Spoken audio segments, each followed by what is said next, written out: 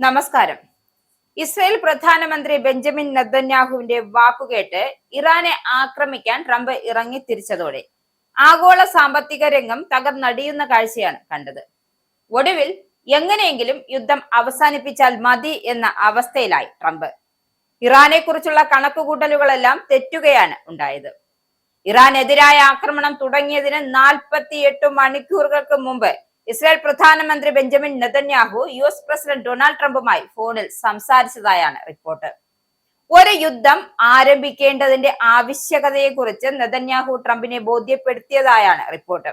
Iran പരമോന്നത നേതാവായിരുന്ന ആയത്തുള്ള Ali Khamenei അദ്ദേഹത്തിന്റെ പ്രധാന സഹായികളും ഉടൻ ടെഹ്റാനിലെ വസതിയിൽ യോഗം ചേരുമെന്നും ഇന്റലിജൻസ് റിപ്പോർട്ടുകളിലൂടെ ട്രംപിന് നെതന്യാഹുവിനെ നേരത്തെ അറിയാമായിരുന്നു. ഫോൺ കോളുകൾ നടക്കുമ്പോഴും ഇറാനെതിരെ സൈനിക നടപടിക്ക് ട്രംപ് തത്വത്തിൽ അംഗീകാരം നൽകിയിരുന്നു. എന്നാൽ എപ്പോൾ ഏത് സാഹചര്യത്തിൽ വേണമെന്ന കാര്യത്തിൽ അന്തിമ തീരുമാനം മാത്രം എടുത്തിരുന്നില്ല. മേഖലയിൽ US സൈന്യം ആഴ്ചകളായി തമ്പടിച്ചിരുന്നു. ഏതാനും ദിവസങ്ങൾക്ക് മുമ്പ് നിശ്ചയിച്ചിരുന്ന ആക്രമണം മോശം കാലാവസ്ഥ കാരണം മാറ്റിവെക്കുകയായിരുന്നു. നെതന്യാഹുവിന്റെ വാദങ്ങൾ ട്രംപിനെ എത്രത്തോളം സ്വാധീനിച്ചു എന്നത് വ്യക്തമല്ല.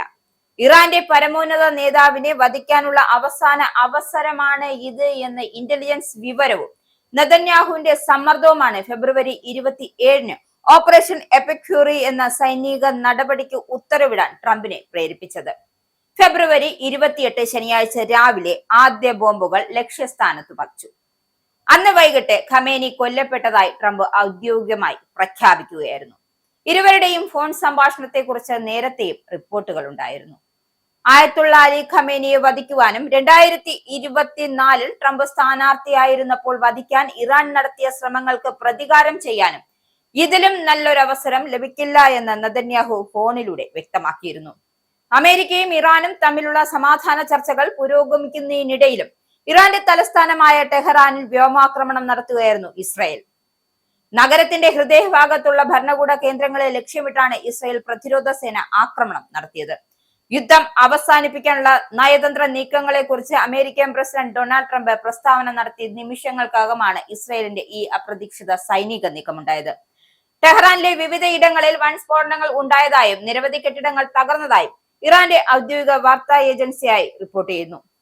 ആക്രമണത്തിൽ ഒരു പാർപ്പിട സമുച്ചയം തകരുകയും അവശിഷ്ടങ്ങൾക്കിടയിൽ കുടുങ്ങിയ കുട്ടിക്കായിട്ടുള്ള തിരച്ചിൽ തുടരുകയാണ് എന്നാണ് ഇറാനിയൻ റെഡ് ക്രസന്റ് സൊസൈറ്റി അറിയിച്ചത്. സാധാരണക്കാർ താമസിക്കുന്ന മേഖലകളിൽ ഉൾപ്പെടെ വലിയ നാശനഷ്ടങ്ങൾ സംഭവിച്ചിട്ടുണ്ട്. അതേസമയം അമേരിക്കയുമായി യാതൊരുവിധ ചർച്ചകളും നടന്നിട്ടില്ല എന്ന് ഇറാൻ വിദേശകാര്യ മന്ത്രാലയം വ്യക്തമാക്കുകയാണ്. സമാധാന ചർച്ചകളെ കുറിച്ചുള്ള ട്രംപിന്റെ അവകാശവാദങ്ങൾ പൂർണ്ണമായും തള്ളിക്കളഞ്ഞ ഇറാൻ അമേരിക്കയുമായി ആശയവിനിമയം നടത്തുന്നില്ല എന്ന് ആവർത്തിച്ചു വ്യക്തമാക്കി. ഇറാന്റെ ഊർജ വൈദ്യുത നിലയങ്ങൾ ലക്ഷ്യമിട്ടുള്ള ആക്രമണങ്ങൾ 5 ദിവസത്തേക്ക് നിർത്തിവെക്കുമെന്ന് ട്രംപ് നേരത്തെ പ്രഖ്യാപിച്ചിരുന്നു. എന്നാൽ ഇസ്രയേലിന്റെ പുതിയ വ്യോമാക്രമണം ഈ സമാധാന ശ്രമങ്ങളെ അനിശ്ചിതത്വത്തിലാക്കുന്നതാണ്. അക്ഷരാർത്ഥത്തിൽ നയതന്ത്ര നീക്കങ്ങൾക്കിടയിൽ നടക്കുന്ന ഇത്തരം സൈനിക നടപടികൾ പശ്ചിമേഷ്യയിലെ സ്ഥിതിഗതികൾ കൂടുതൽ സങ്കീർണമാക്കുമെന്നാണ് അന്താരാഷ്ട്ര നിരീക്ഷകർ നടത്തുന്ന വിലയിരുത്തൽ.